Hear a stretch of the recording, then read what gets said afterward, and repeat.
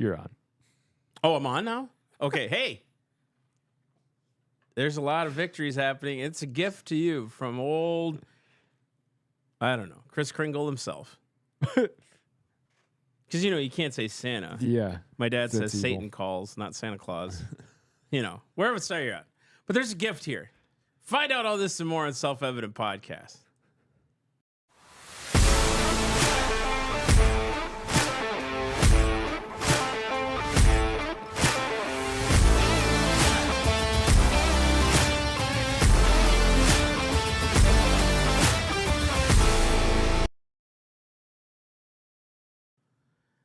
Welcome to Self-Evident Podcast. You have Masked Dog. You have Miguel, Mike. Yo.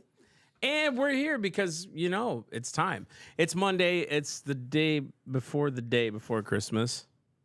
Christmas Eve. Eve. Eve. Hey, man, 3 more days till Christmas, and y'all should be excited.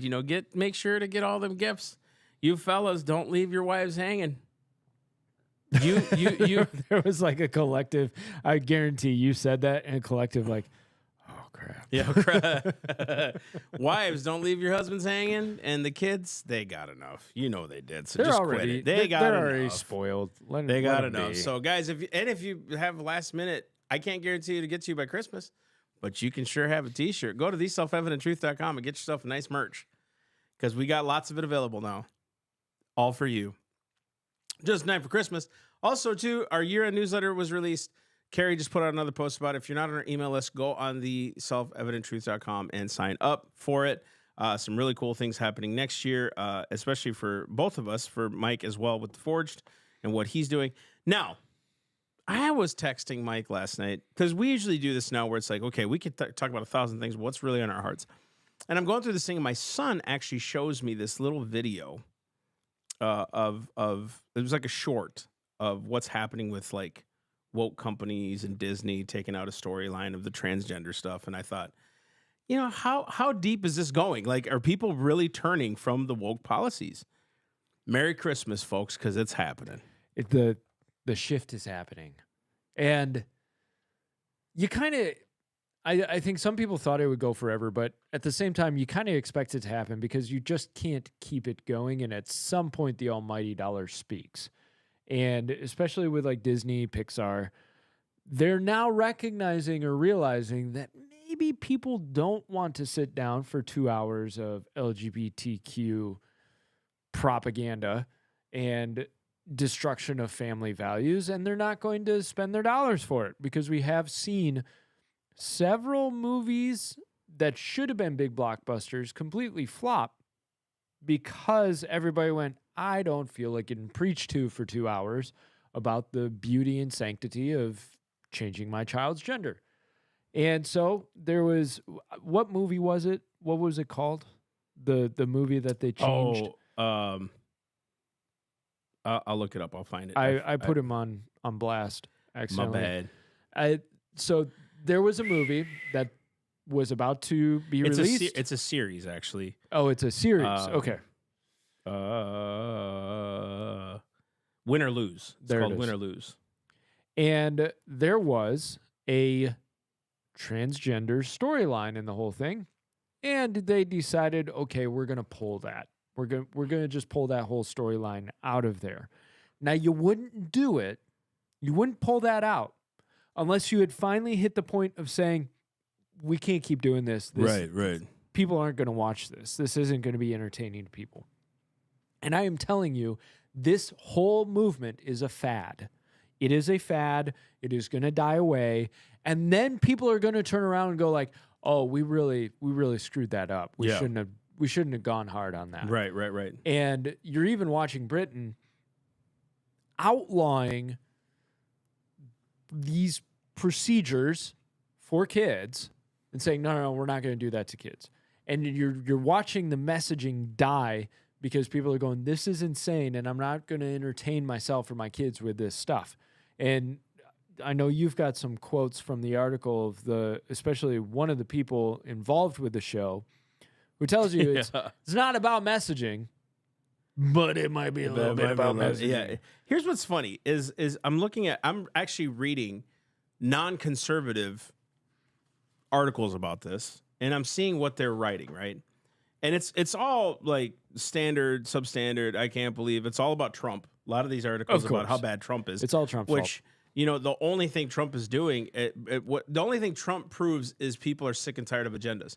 Trump himself isn't really about the agendas. He's about making something right, but it's really the people. So these companies are responding to the people as a whole, right? And what's unique is, here it is. I found the article that has some of the stuff. Quote. That says people. This is actually Peltz, billionaire investor Nelson Peltz, who aimed and failed to land several seats at Disney's board of directors, claimed that people don't go to see Disney movies for its messaging. He says people go to watch a movie or a show to be entertained. They don't go to get a message. However, and I think he's saying that we shouldn't want to do messaging in movies. Right. Let's just entertain these kids, whatever. And I'll actually tell you an article of why this is actually happening, because there's tons of companies. That Inc. article, if you can pull that up, we'll talk about it in a minute. But I want you to see this. When it comes to animated content for younger audiences, we recognize that many parents would prefer to discuss certain subjects with their children on their own terms and timelines, said a Disney spokesperson in a statement to this liberal article. To me, it's liberal. The Street, that's what it's called. In an interview with Deadline, Chanel Stewart, a transgender voice actor, they didn't go to a conservative. They didn't go to any other, a Christian, a parent, right? Nope. Voiced the character in the show, admonished Disney's decision, claiming that her character now identifies as a straight cis girl in the series. And this is what she says. I just want you to hear the brokenness of this. I was very disheartened, and I'm disheartened every day that I can't have pancakes. Nobody gives a crap. Okay, chubby, you're overweight. Don't eat the pancakes, right? Said Stewart in an interview with Deadline. From the moment I got the script, I was excited to share my journey. Remember, the guy who wanted a seat on the board, he said, we shouldn't be watching. Maybe it shouldn't be about messaging. Shouldn't be about messaging. It should be about entertainment. Listen to this. I was excited to share my journey to help empower other trans youth. Empower them to what? Your way of more thinking. like you. Messaging, right?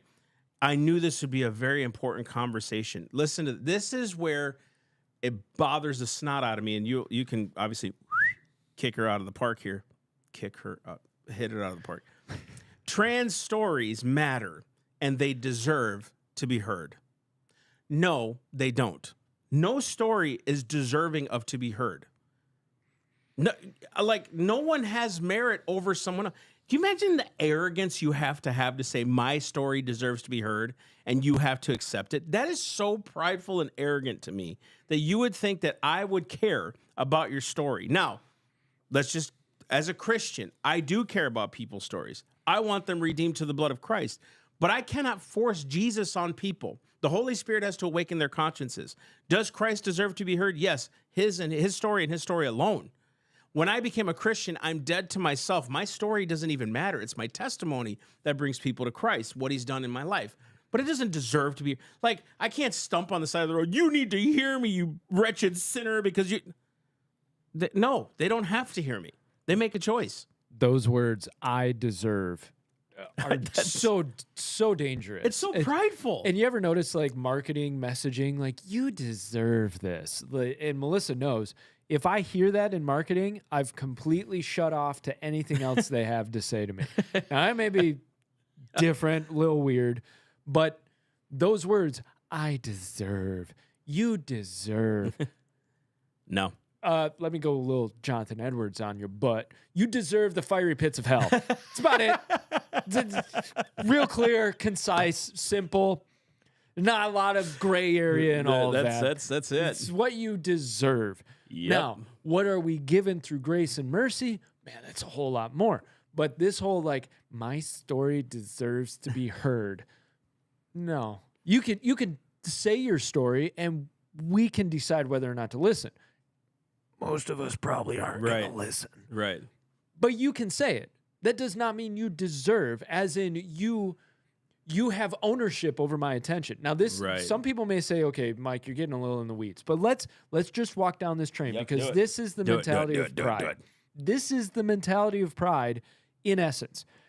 I was teaching the Constitution course, And one of the topics that we got on that people don't think about is the difference between negative rights and positive rights. Negative rights are you have the right to pursue this thing. Full stop. Freedom of speech is a negative right. I don't have to ask anything of anybody for me to talk. Massey doesn't have to listen. I have the freedom of speech, but he doesn't have to listen. Right. Right? Right. Positive rights are requiring health care.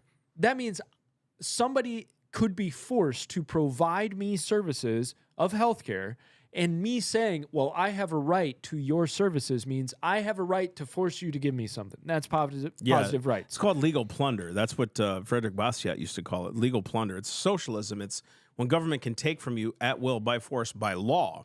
You are now considered a criminal by not giving money to the federal government for them to provide for other people. Precisely. That's literally, it's legal thievery is what it is. Yeah. And that is that concept that people believe in positive rights. So I deserve is an expression of positive rights. I deserve your attention. I can force and your you. admiration. Yes. And there we go. Not just attention, admiration, promotion, that whole word tolerance that got twisted real fast, Real didn't quick. it? As opposed to like, look, you shouldn't be able to stop us from being who we are. Right. Okay, cool.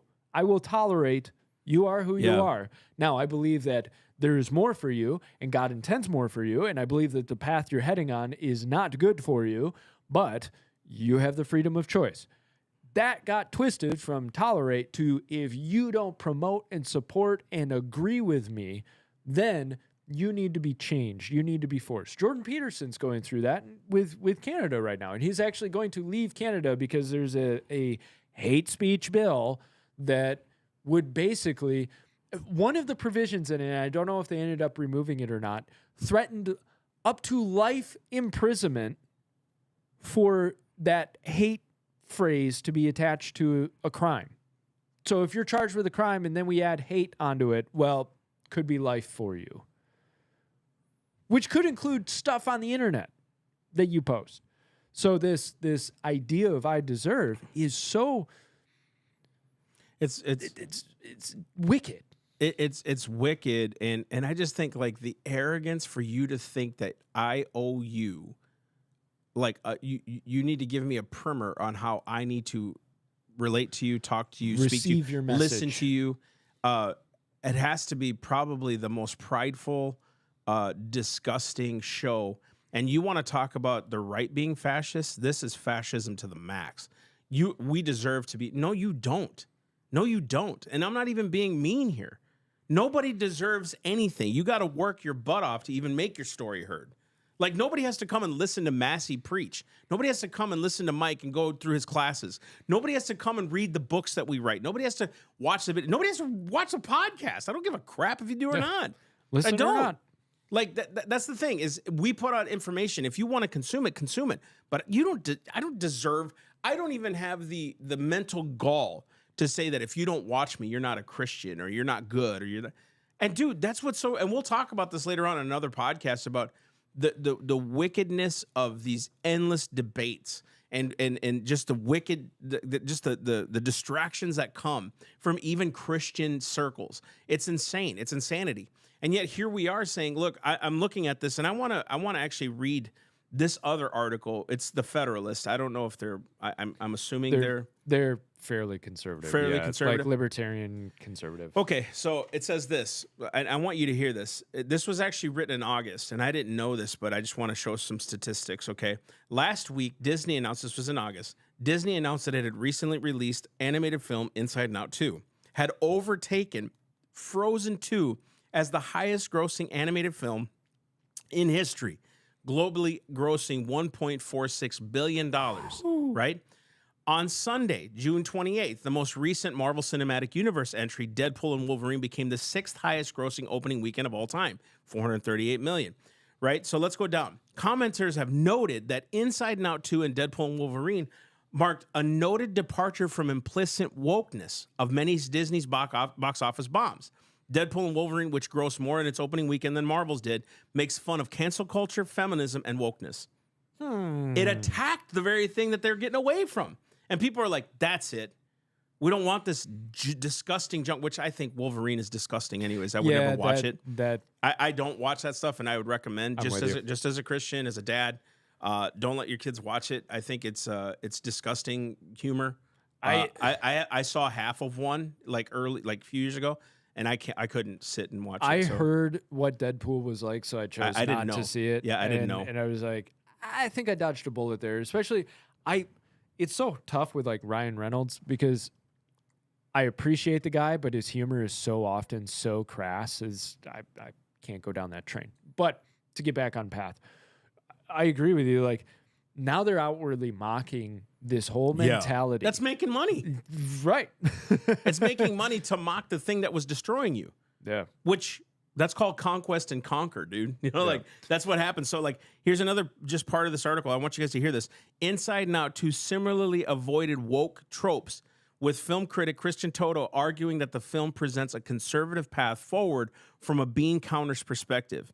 Worthard or Woke similarly reported, even though you can feel how badly it wanted to be, it's not a woke mess. So in other words, people are going to watch, like we used to, The Little Mermaid. It was a fun movie, man. Like the Beauty and the Beast, all these other things. Bambi. I wasn't worried about, were they going to call Bambi a transgender because you couldn't see the Peter because it's a cartoon? You know what I mean? It was a cartoon about Bambi losing his mom and all sorts of, you know what I mean? Yeah. Like, you didn't worry about those things. You didn't think about those things. And now it's like everything has a freaking message. And dude, let's just go with this for a minute. I did this a few months back. Governor Gavin Newsom was cornered and basically said, how come you're not talking about transgender issues? He, from his own mouth, in his confusion, said, why are we talking about less than 1% of the population? Why is that even coming up in conversation? Just let them be, let them do. Cool. So why is less than 1% of the population having almost every single show have to have some kind of role? They're not a part of normal society. They're not. The gays are not a part of normal society. Yeah, we see them, but they're not a part of normal society. It's not like you see a gay relationship on every street corner. Yeah, they exist. You see it. Yep. But it's not like a part of everyday life. You're right. You know what I mean? You may have one in the bunch, but to make a cast role. Oh, and then when you do, there's discrimination involved against them. And they've gone as far as the new standards for, I don't know which awards it was. Was it the Oscars, where the standards require now to have so many people of minority in certain character positions and so many gay, lesbian, transgender roles within this and on the production team and all that. And you've completely blown the whole thing to smithereens because, once again, now it's not about merit, it's about identity. Right. It's about what's your identity, quote unquote. What do you label yourself as? That's going to determine whether or not you have merit and value and worth. And the rest of the people, the rest of the country are going, well, that's stupid. Right. I have no interest in that. Yeah. I have no interest in being beat over the head with messaging from such a small segment of society that is telling me how wrong I am because I don't agree with their enforcement of their own ideology. Right. I do think too, I have to watch how I say that. It's not a part of everyday life for the average person. If you live in New York and San Francisco, yes, it's around you all the time. And so I have to acknowledge that. I'm sorry for misleading that. I'm not trying to mislead. I'm saying for the average person who works every day, they're not like going over there, oh, is there a gay employee here? Yeah, there he is. Yep, he's part of my life. You know what I mean? Yeah, and they're just avoiding it altogether because they don't want to deal with it. It's a percentage game, right? It is. It's when we bring it down to a percentage game, how many people are actually like quote unquote transgender? Now, you may cite the sources that talk about kids and how many kids are struggling with gender identity. Isn't that interesting? I thought you told me that this was from birth, yet now all of a sudden there's a rage amongst kids who are really just at that age where they want to be accepted by their peer groups and they want to be unique. And now all of a sudden they're being told they can be unique and be a victim and be accepted by their peer groups and lifted up as a martyr. And it's so funny how it grew after 2020 when we shut down schools and kept them in their rooms and they're online, had them learn online all the time. And you know, jeepers. I mean, what? Because there's no way. See, Christians are terrible to influence their kids this way. It really narrows their scope. But you keeping them in their rooms and telling them that they're little girls instead of being little boys is definitely not narrow-minded. I mean, no, that's not at all. You know, raising your child. There's people out there now. There are couples, and we have seen it where it's like they're saying, "Well, if he's going to be a girl." Yeah, I mean, that's yeah, because that's not narrow-minded. That's not indoctrination at all. And somehow there are celebrities who they have 2-3 kids, and all of their kids are struggling with gender identity. Boy, how does that work? That's the genetic lotto, Right. isn't it? So the problem is, so you may say, no, it is part of normal life, blah, blah, blah. The messaging is everywhere through the establishment media, through our entertainment, all of that. Right. But if you look at the percentages before all of this went crazy, the percentages were very low of those who identified as gay, lesbian, bi, or even lower, identified as transgender. Right. Now, the percentages have increased, and some will say, well, that's because they feel more comfortable coming out. I'm sure there's an aspect of that. I'm sure there is. But we still ain't at 90% of the population is this, right? It's still a fairly low percentage. And I would argue there seems to be a very strong social aspect on this. Yep. Right? So if you remove the messaging, let's go back to neutral. Let's remove all the messaging. Where will we be in 20 years?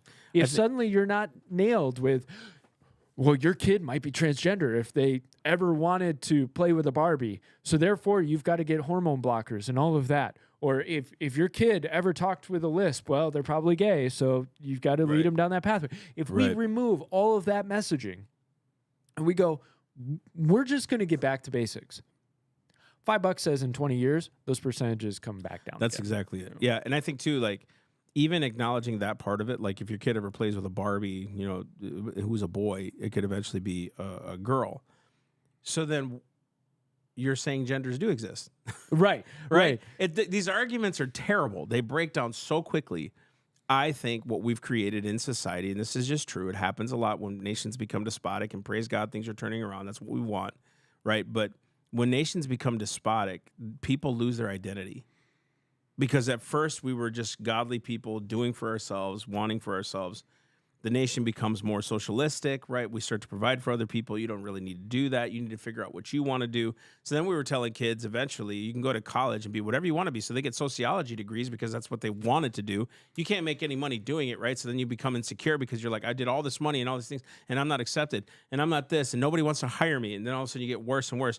Parenting got even harder because like, when people were told you can't spank your children, I'm like, yeah, because of what is it, the parental whatever from state governments, you know, the child protective whatever. So we can't parent our children the way we know we need to. Now I know that there are people like I was whooped as a child, and guess what? I'm doing great. I'm doing just fine. I've never complained about that with my parents, and they were tough. I was having that conversation with Melissa a little while ago because I came across an article that. Now, and I had been making this argument for a while because everybody said, oh, spanking your kid makes them more aggressive. And I said, whoa. Chicken or, and outside of abuse, right? But I said, chicken or the egg? Is the kid more aggressive and so therefore requires spanking, or did the spanking make the kid more aggressive? Right? And my point was, you're spanking your child probably because there's a behavioral issue. And I just yawned. Yeah. You had me up there. Sorry, I was like, no, I'm glad you said it. I had a 4-hour sleep last night. I couldn't get to bed. My wife's like, you better get to bed. You got to wake up early. I'm like, nah. Well, the bigger problem is like I start talking and I forget that I'm even running. No, I'm sorry, dude. So no, I'm glad you said something. So this concept of, well, spanking your kid makes them more aggressive, right, is an assumption, right? They're more aggressive and because of the spanking, or does your kid have more behavioral issues because that's their personality, and so therefore it requires spanking to get them back in line. And now the research is starting to suggest, okay, this connection that we originally drew that spanking is horrible and is going to destroy your kid. Well, maybe that's not so true. Yeah, we don't 30 know years which too came late. First. Right, 30 years too late. So now we have kids who have never been disciplined or corrected into love, and we think that discipline is an enemy of these kids, right? So we don't develop in them a character. We don't know who they are. We tell them these are our expectations, go do it, and they're like, do you even like this? You know what I mean? So there's all these things that contribute to a lot of these factors. And the bottom line is Christ offers. It's so crazy that Jesus is the only one that does this. Other gods tell you, and even yourself, I have to merit good works to prove I'm a good person. Christ actually imputes his identity. I don't have to work for my identity. Mm-hmm. He imputes his identity in me, and now I'm his. So like I'm secure in who I am. Now I may not be perfect. I struggle with fear sometimes. I struggle with like apathy. I struggle with all these other things that everyday people deal with. However, I'm looking at a moral code and a standard that has literally brought Western civilization to its feet, right? This moral code of Jesus, like this whole Judeo-Christian ethic, is what brought the West. It literally, I mean, it's changed societies. The 10 Commandments is legit the moral code for most countries. Don't lie, don't kill, don't steal. Where the flip does that come from? You see what I'm saying? And it shaped the West into something, I don't even know the word to say, because there would be some who would say, well, the West is totally horrible. But I would argue that, and they're the ones who benefit from it the most. Well, exactly. And that's the thing is, now that we have these morals that have passed through for centuries in us and have developed the West to the position that it is, now all of a sudden you have people who are saying, okay, now that we're here, now we've got to get rid of all of that because that's just holding us back. It's terrible. AKA the whole transgender messaging. And now all of a sudden you're seeing a tearing down of those morals, of those values, and then we wonder why things are slipping and breaking and cracking and falling apart and decaying, you know? Yeah, and then they go, well, my parents don't accept me or love me. Because the family's broken up now. Yeah. Like, okay, so you wanted their acceptance, but were you a defiant kid in the first place? Like, you didn't want to obey them, but now they don't accept. You know what I'm saying? Yep. Like, there's so many factors to these things. Like, my parents never accepted me. Cool. What kind of a kid were you when you grew up? Thank you. Why is it always the parent? Yeah, exactly. Like, we're trying our best to actually. There's no handbook, dude. You kids who say that about your parents, I love you. I would love to sit down and have a conversation with you. Not out of hate, but wait till you have a kid. It is not easy. Each kid is so different. Isaac and David. Bro, those two kids couldn't be more diametrically opposite. Like Isaac, if you gave him a skid steer, he would knock down a house. You know what David would be doing? Oh, look at these buttons. You know, yeah. Isaac's like, ah, you know, like let's go attack. And David's like, I think it's break time.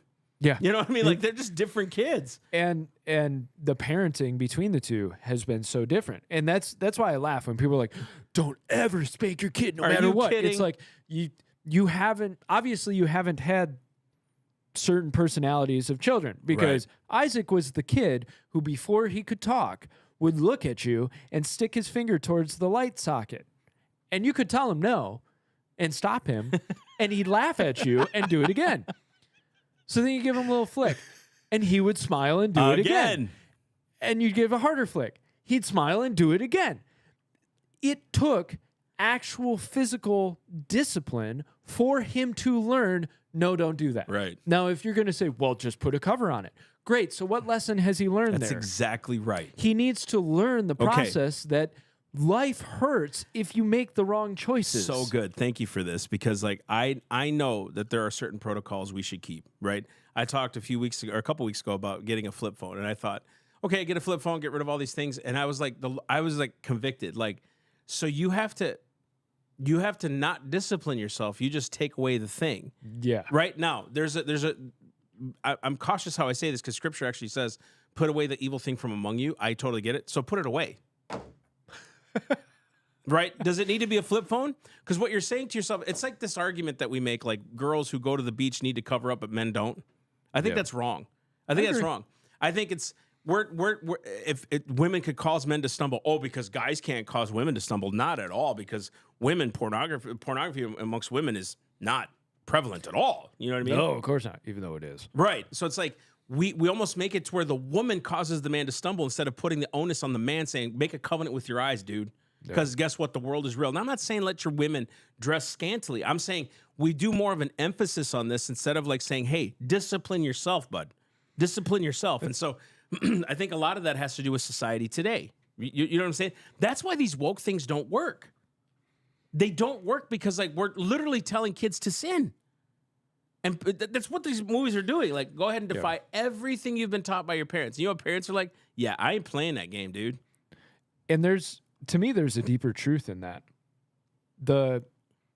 We know within our hearts the right message and the wrong message. And I think most people allow themselves to be darkened to where it's okay. Yeah. Right? Well, okay, it is what it is. But why is it that we have certain stories that just transcend time? They are classics for hundreds and hundreds of years. And I guarantee you, this story about a transgender kid on a softball team is not going to be a classic that transcends centuries. Why is that? Because it's not putting forward truths that are objective truths straight from God.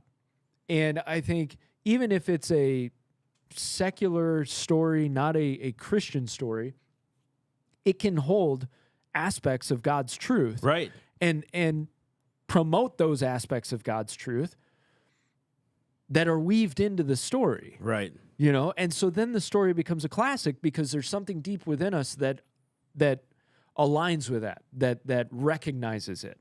And is like, oh, what a good message. Right. Oh, I can learn a lot from that message, right? Even if it's a tragedy, you still learn something from the message that it's like, man, there's something about this story that just transcends this society or this culture. 100. And you don't see that with these type of stories because guess what? I don't believe they align with the objective truth that is weaved through creation. Yeah, 100%.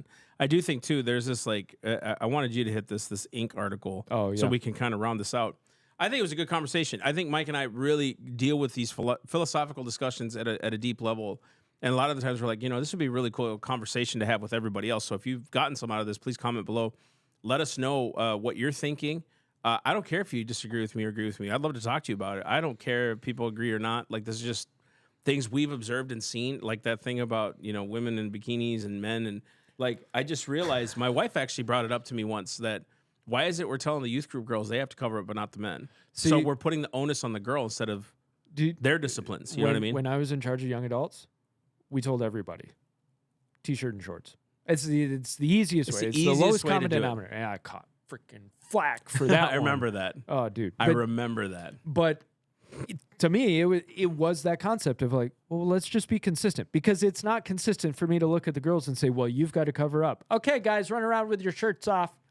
Yeah, and that your doesn't Speedos. make sense. Yeah, that doesn't make sense. Because it's Florida. How about if it's a church function, we all take the modest lowest denominator, common denominator process. We all wear shirts and some shorts. Yeah. It makes sense. Yeah. And when you're at the beach by yourself doing your own thing, whatever. I'm not in charge of you. And there is something to be said in scripture about being modest. Oh my god. Don't be like the world. Oh my goodness. That's like that's the law. No, it's not. It's being smart. It's not causing another to stumble. That's all that is. But it's on both sides, not just one. That's why I brought it up. No, anyway. I'm glad you said it. So okay, so we're gonna go to this is great because look at how many business are dropping the DEI stuff like flies. Maybe you've heard about this, and I apologize, I'm on my phone looking at it. But there's a guy named Robbie Starbuck who he's really gone around and gone after businesses. Maybe you remember when John Deere gave up their DEI policies, or Harley Davidson came out with DEI policies, and suddenly they're like, okay, maybe not. Maybe we're not going to do this. Well, the latest one to kind of fall and give it up is Walmart. And Walmart is agreeing to take a step back from all of its DEI stuff. And Robbie Starbuck is really kind of behind this whole thing.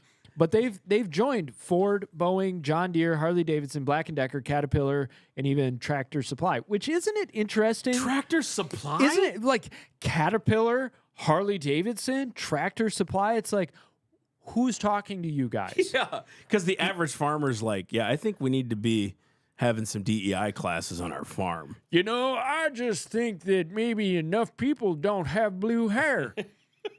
Should go that route. You know what I want?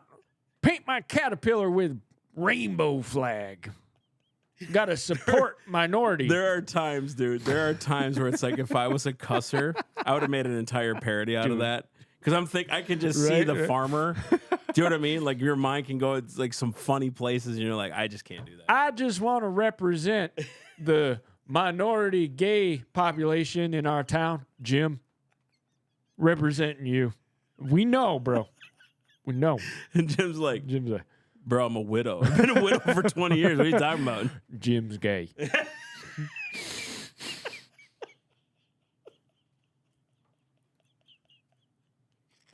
There it is, folks. There's always at least one. There's always one. Because, dude, John Deere couldn't just stick with green. They got to have green, red, blue. I mean, it makes sense, John Deere. You've sold tractors for over 100 years, and you needed to go woke now. Now it's not just denim. It's shirtless in denim. I think we found our game.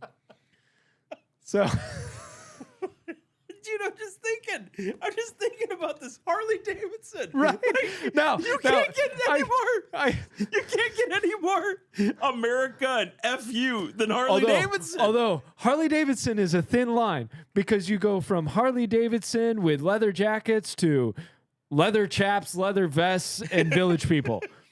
It's a thin line. So that one is kind of like, well, maybe. No, I'm thinking of those Hell's Angels going up. They're all thinking about DEI. Yeah. And what do they normally ride? Harleys. I can just see it now. In all their chapter meetings, all these guys, these bikers are all like, how do we become more inclusive to our brothers? All brethren need representation. Meanwhile, Slash is in the corner getting hammered going, y'all lost it. Slash. I joined to get women and drink beer. Now y'all talking about fairies. I'm done. Oh, okay. So sorry. Go back. So, anyways, what's Walmart gonna do? Walmart, because Walmart's market share is definitely woke.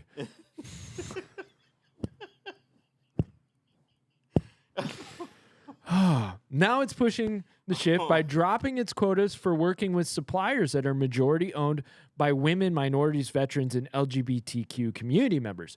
Because that was part of DEI policy is it's not just, hey, we support this. It's we're going to buy from suppliers that are marginalized owned, right? They're dropping that. They are not going to renew their 5-year, $100 million commitment to the Center for Racial Equity, which hey, Walmart, if you really want to spend $100 million to be abused by somebody until you're not doing well enough, Self-Evident is open. We're here. Gladly take on that contract for you. Right. Because that's all that's happening is you're just being told how bad you are at your job. Additionally, Walmart will remove some LGBTQ merchandise it deems inappropriate from its shelves, which why was it there in the first place? Now all of a sudden it's inappropriate? Go for it. How come they don't invest $100 million in the Mexican American? I digress. Continue. Because they'd send it back home.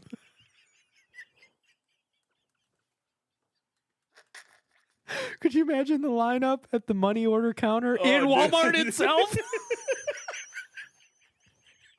Western Union is someone signing autographs over there? There's a line out the door. Not a single person speaks English. Okay, this is where it gets fun because, 9 of them came out of a van. Wow. This, whoo. Not only did they get rid of DEI, these guys just flat out lost it. Oh, goodness, man. I knew we could turn this one around somehow. Oh, buddy, I'll tell you. Where are we at? So the chain described those moves as changing the way it pursues inclusion, not abandoning the objective itself. So Walmart's statement said, "We've been on a journey and know we aren't perfect, But every decision comes from a place of wanting to foster a sense of belonging, to open doors to opportunities for all our associates, customers, and suppliers, and to be a Walmart for everyone. That's great. Then do that. Yeah. Don't promote one or the other. Just be open. Yeah.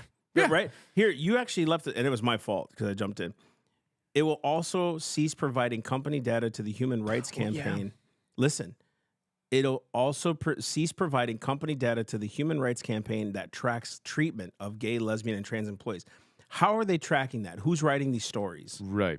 And what's your standard of this data? Because guess who gets to interpret the data? The Human Rights Campaign. What do you think the Human Rights Campaign is going to get from your data? You think they're going to look at you and be like, yeah, we're doing good. You're doing good. Y'all are winners. You always need a crisis to keep it funded. And it says this, the company will also review continued funding and company participation in Pride events. See, dude, people speak loud. When people speak, they listen. They have to because they're going to lose money eventually. You can't fund everything with a federal grant or anything like that. So this is what's unique, is the company remains willing to change alongside our associates and customers who represent all of America. Well, the majority of America was like, look, we're tired of this. And I even dare say there's a lot on the Democrat side that aren't for this either. Yeah. Right? They did vote for a Democrat, but a lot of it is because they just didn't like Trump, and partly Robert Kennedy. But how many of them jumped ship because they were so tired of this? I mean, look at the people that Trump is now surrounded by. Elon Musk, Tulsi Gabbard, Robert F. Kennedy Jr., like, these aren't people who are dyed-in-the-wool conservatives. They're people who said, no, my party left me and I'm done with this mess. I'm done with this crap. And you saw kind of the left had the jump the shark moment where a lot of reasonable people went, okay, too far. I can't keep supporting this. I can't go down this trail that you guys want to force me to go down. Because, of course, it's not, hey, we love you no matter what, even if you disagree with us. It's agree with us or get out of the cult. And a lot of people chose to jump out of the cult and be done with it. Yeah, and this is where they get you, okay, guys? This is where you have to watch what you're saying. Because I think a lot of people take polls as a sign of actually something negative or good. According to an Ipsos Washington Post poll released last June, 61% of respondents called diversity and inclusion policies a good thing, right? Now, did you tell them everything that was on these policies? Yeah, what was the poll question? Of course we want to protect people. Yeah, it makes sense to me. What does that mean? Did you actually tell them that you're going to silence a bunch of people in the process? You know what I mean? Did you tell them that a lot of these people will have to forego their belief systems? Did you tell them that people will be forcibly fired and silenced because, hey, they may not agree with something? Did you talk even about the religious freedom of people that, hey, if we just don't believe like that, we don't believe? You see what I'm saying? So like they sweet talk this stuff and people are like, yeah, shoot. There was a guy actually I just watched it was some video. I can't remember. God, I wish I'd have saved it. But he was like, hey, I'm having everyone sign this petition, to save, there's these doctors that are butchering dogs. What's happening is the dogs are in 9-month terms and they're literally ripping dogs out limb by limb from these puppies. You know what I mean? We're just trying to, he goes, we're just trying to save the life of the mother, and everyone's like signing. He goes, it's similar to like parents, when they have abortions up to 9 months, they're ripping the baby limb from limb, and all people stop.